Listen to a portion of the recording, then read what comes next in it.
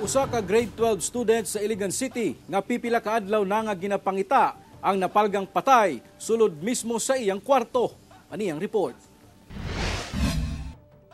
Patay na dihang napalgan sa iyang uyuan ang usa ka grade 12 student sulod mismo sa iyang kwarto sa Purok 2, Barangay Tibanga, Iligan City, pasado alas 10 sa buntag adlawng Miyerkules. Natingala matud pa ang mga silingan sa biktima sa dili maayong baho nga nagikan sa panimalay niini. Hinungdan nga ilang gipahibalo ang uyuan nga anaa sa duol ug ang kapulisan. Sumala sa kapulisan, nag-inusara lamang ang biktima sa balay. Lahi sab kuno ang balay sa inahan niini nga naa sa Pikas Barangay ug ang amahan nga tuwa sa abroad.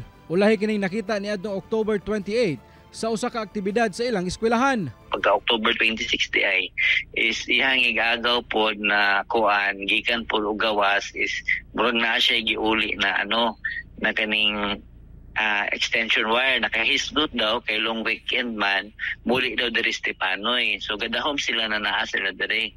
Naa siya diri sa iyahang mama kasi parited na yung mama papa. Nakahubo na ang underwear sa biktima dihang nakitaan ug nakataas sab ang iyang gisuot nga sports bra. Makita sab nga nagkagubot ang mga gamit sa biktima.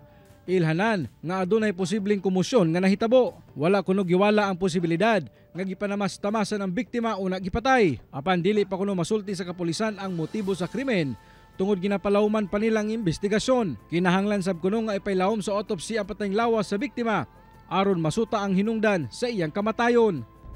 Dili po tayo makakonclude at unless otherwise na natong result, no? So, but then, kung kuhaan gani na ay mga signs of kaning maltreatment or abuse or foul play, definitely ato ginang ikandakan og much deeper investigation para madakpan nato ang mga posibleng nagkuhan mga suspect, no? Panawagan sa kapulisan ngadto sa adunay posibleng kasayuran sa krimen nga makigkoordinar sa ilang buhatan aron mahatagan sa hustisya ang pagkamatay sa biktima. Ako si James Paulo Yap para sa At Home with GMA Regional TV.